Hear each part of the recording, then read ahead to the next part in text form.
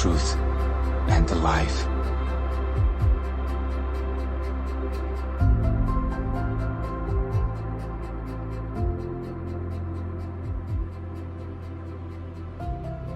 Now Jacob dwelt in the land where his father was a stranger, in the land of Canaan. This is the history of Jacob. Joseph, being 17 years old, was feeding the flock with his brothers. And the lad was with the sons of Bilhah and the sons of Zilpah, his father's wives. And Joseph brought a bad report of them to his father. Now Israel loved Joseph more than all his children, because he was the son of his old age. Also, he made him a tunic of many colors. But when his brothers saw that their father loved him more than all his brothers, they hated him, and could not speak peaceably to him. Now Joseph had a dream, and he told it to his brothers, and they hated him even more. So he said to them, "Please, hear this dream which I have dreamed. There we were, binding sheaves in the field. Then, behold, my sheaf arose and also stood upright. And indeed your sheaves stood all around, and bowed down to my sheaf." And his brothers said to him, "Shall you indeed reign over us? Or shall you indeed have dominion over us?" So they hated him even more for his dreams and for his words. Then he dreamed still another dream, and told it to his brothers. "Look, I have dreamed another dream, and this time the sun, the moon, and the 11 stars bowed down to me." So he told it to his father and his brothers, and his father rebuked him. "What is this dream that you have dreamed? Shall your mother and I and your brothers indeed come to bow down to the earth before you?" And his brothers envied him, but his father kept the matter in mind. Then his brothers went to feed their father's flock in Shechem. And Israel said to Joseph, "Are not your brothers feeding the flock in Shechem? Come, I will send you to them." So he said to him, "Here I am." Please go and see if it is well with your brothers and well with the flocks, and bring back word to me." So he sent him out of the valley of Hebron, and he went to Shechem. Now a certain man found him, and there he was, wandering in the field. What are you seeking?" "I am seeking my brothers. Please, tell me where they are feeding their flocks." They have departed from here, for I heard them say, 'Let us go to Dothan.'" So Joseph went after his brothers, and found them in Dothan. Now when they saw him afar off, even before he came near them, they conspired against him to kill him. "Look, this dreamer is coming." Come, therefore, let us now kill him and cast him into some pit, and we shall say, 'Some wild beast has devoured him.' We shall see what will become of his dreams." But Reuben heard it, and he delivered him out of their hands. "Let us not kill him. Shed no blood, but cast him into this pit which is in the wilderness. And do not lay a hand on him." That he might deliver him out of their hands, and bring him back to his father. So it came to pass, when Joseph had come to his brothers, that they stripped Joseph of his tunic, the tunic of many colors that was on him. Then they took him and cast him into a pit. And the pit was empty, there was no water in it. And they sat down to eat a meal. Then they lifted their eyes and looked, and there was a company of Ishmaelites coming from Gilead with their camels, bearing spices, balm, and myrrh, on their way to carry them down to Egypt. So Judah said to his brothers, "What profit is there if we kill our brother and conceal his blood? Come, and let us sell him to the Ishmaelites, and let not our hand be upon him, for he is our brother and our flesh.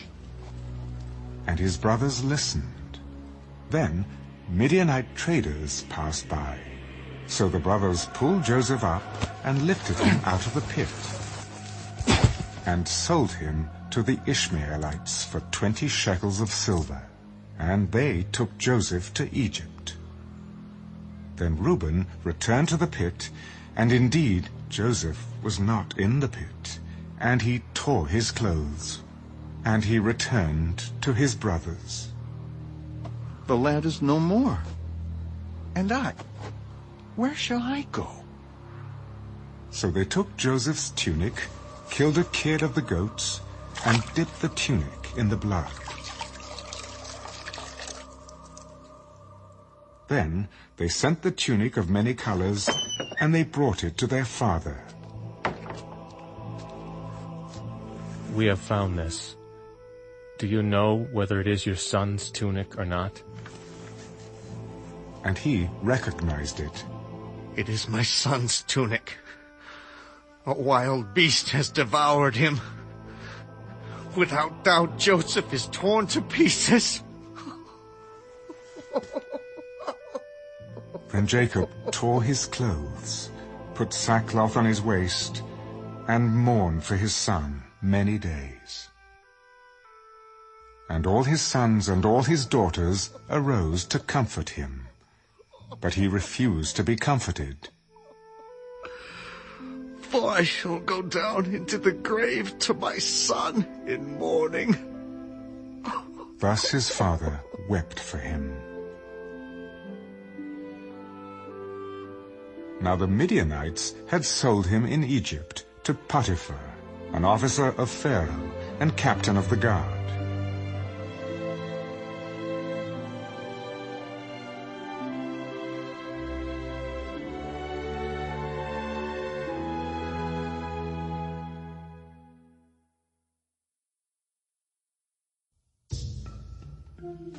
It came to pass at that time that Judah departed from his brothers and visited a certain Adullamite, whose name was Hira. And Judah saw there a daughter of a certain Canaanite, whose name was Shua. And he married her, and went into her. So she conceived, and bore a son. And he called his name She conceived again, and bore a son, and she called his name Onan. And she conceived yet again, and bore a son, and called his name Shelah. He was at Chezib when she bore him. Then Judah took a wife for his firstborn, and her name was Tamar. But Judah's firstborn, was wicked in the sight of the Lord, and the Lord killed him. And Judah said to Onan, Go in to your brother's wife and marry her, and raise up an heir to your brother. But Onan knew that the heir would not be his. And it came to pass, when he went in to his brother's wife, that he omitted on the ground, lest he should give an heir to his brother. And the thing which he did displeased the Lord. Therefore he killed him also. Then Judah said to Tamar, his daughter-in-law, Remain a widow in your father's house till my son Shelah is grown, lest he also die like his brothers. And Tamar went and dwelt in her father's house. Now in the process of time, the daughter of Shua, Judah's wife, died. And Judah was comforted, and went up to his sheep-shearers at Timnah, he and his friend Hira the Adullamite. And it was told Tamar, Look, your father-in-law is going up to Timnah to shear his sheep. So she took off her widow's garments, covered herself with a veil, and wrapped herself, and sat in an open place which was on the way to Timnah. For she saw that Shelah was grown, and she was not given to him as a wife. When Judah saw her, he thought she was a harlot, because she had covered her face. Then he turned to her by the way. Please let me come in to you. For he did not know that she was his daughter-in-law. What will you give me that you may come in to me? I will send a young goat from the flock. Will you give me a pledge till you send it? What pledge shall I give you? Your signet and cord and your staff that is in your hand. Then he gave them to her, and went in to her, and she conceived by him. So she arose and went away, and laid aside her veil, and put on the garments of her widowhood. And Judah sent the young goat by the hand of his friend, the Adullamite, to receive his pledge from the woman's hand. But he did not find her. Then he asked the men of that place, Where is the harlot who was openly by the roadside?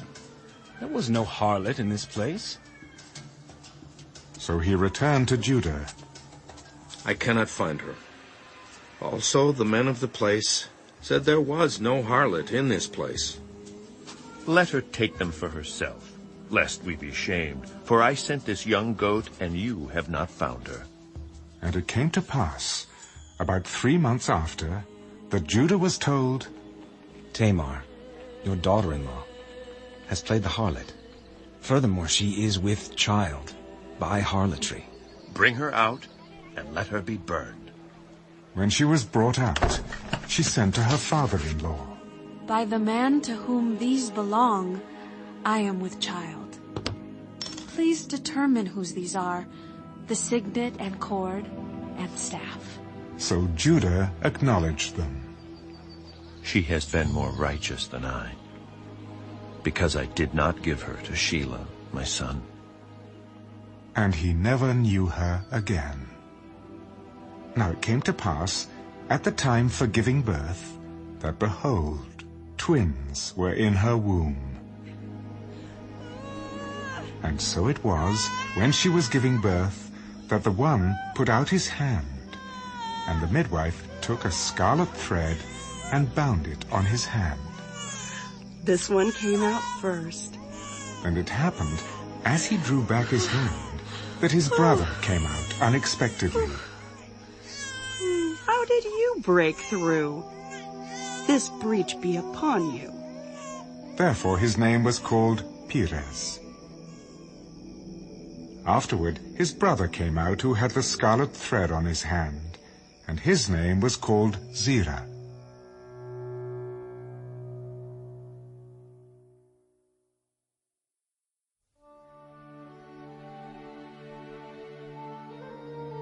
Now Joseph had been taken down to Egypt, and Potiphar, an officer of Pharaoh, captain of the guard, an Egyptian, bought him from the Ishmaelites who had taken him down there. The Lord was with Joseph, and he was a successful man, and he was in the house of his master, the Egyptian. And his master saw that the Lord was with him, and that the Lord made all he did to prosper in his hand. So Joseph found favor in his sight and served him. Then he made him overseer of his house, and all that he had he put under his authority. So it was, from the time that he made him an overseer of his house and all that he had, that the Lord blessed the Egyptian's house for Joseph's sake. And the blessing of the Lord was on all that he had in the house and in the field. Thus he left all that he had in Joseph's hand, and he did not know what he had, except for the bread which he ate. Now Joseph was handsome in form and appearance. And it came to pass, after these things, that his master's wife cast longing eyes on Joseph. Lie with me. But he refused. Look, my master does not know what is with me in the house, and he has committed all that he has to my hand. There is no one greater in this house than I, nor has he kept back anything from me. But you, because you are his wife. How then can I do this great wickedness and sin against God? So it was, as she spoke to Joseph day by day, that he did not heed her. to lie with her or to be with her. But it happened about this time, when Joseph went into the house to do his work, and none of the men of the house was inside, that she caught him by his garment. Lie with me. But he left his garment in her hand, and fled and ran outside. And so it was, when she saw that he had left his garment in her hand and fled outside, that she called to the men of her house and spoke to them. See, he has brought into us a Hebrew to mock us. He came in to me to lie with me, and I cried out with a loud voice. And it happened when he heard that I lifted my voice and cried out, that he left his garment with me and fled and went outside. So she kept his garment with her until his master came home. Then she spoke to him with words like these. The Hebrew servant whom you brought to us came in to me to mock me. So it happened as I lifted my voice and cried out, that he left his garment with me and fled outside. So it was, when his master heard the words which his wife spoke to him, your servant did to me after this manner, that his anger was aroused. Then Joseph's master took him and put him into the prison, a place where the king's prisoners were confined. And he was there in the prison. But the Lord was with Joseph and showed him mercy, and he gave him favor in the sight of the keeper of the prison. And the keeper of the prison committed to Joseph's hand all the prisoners who were in the prison. Whatever they did there, it was his doing. The keeper of the prison did not look into anything that was under Joseph's authority, because the Lord was with him. And whatever he did, the Lord made it prosper.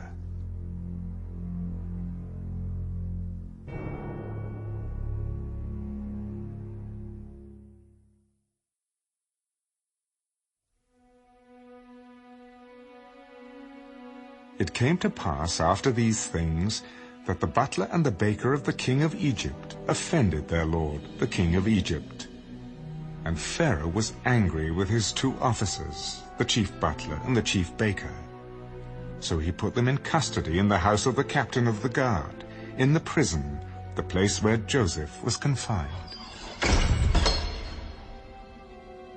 And the captain of the guard charged Joseph with them, and he served them. So they were in custody for a while. Then the butler and the baker of the king of Egypt, who were confined in the prison, had a dream. Both of them, each man's dream in one night, and each man's dream with its own interpretation. And Joseph came into them in the morning and looked at them, and saw that they were sad. So he asked Pharaoh's officers, who were with him in the custody of his lord's house, Why do you look so sad today? We each have had a dream, and there is no interpreter of it. Do not interpretations belong to God? Tell them to me, please. Then the chief butler told his dream to Joseph. Behold, in my dream a vine was before me, and in the vine were 3 branches. It was as though it budded, its blossoms shot forth, and its clusters brought forth ripe grapes. Then Pharaoh's cup was in my hand, and I took the grapes and pressed them into Pharaoh's cup, and placed the cup in Pharaoh's hand. This is the interpretation of it. The 3 branches are 3 days. Now within 3 days, Pharaoh will lift up your head and restore you to your place, and you will put Pharaoh's cup in his hand according to the former manner when you were his butler. But remember me when it is well with you, and please show kindness to me. Make mention of me to Pharaoh, and get me out of this house. For indeed I was stolen away from the land of the Hebrews, and also I have done nothing here that they should put me into the dungeon. When the chief baker saw that the interpretation was good, he said to Joseph, I also was in my dream, and there were 3 white baskets on my head. In the uppermost basket were all kinds of baked goods for Pharaoh, and the birds ate them out of the basket on my head. This is the interpretation of it. The 3 baskets are 3 days. Within 3 days, Pharaoh will lift off your head from you and hang you on a tree, and the birds will eat your flesh from you. Now it came to pass on the 3rd day, which was Pharaoh's birthday, that he made a feast for all his servants. And he lifted up the head of the chief butler and of the chief baker among his servants. Then he restored the chief butler to his butlership again, and he placed the cup in Pharaoh's hand. But he hanged the chief baker, as Joseph had interpreted to them. Yet the chief butler did not remember Joseph, but forgot him.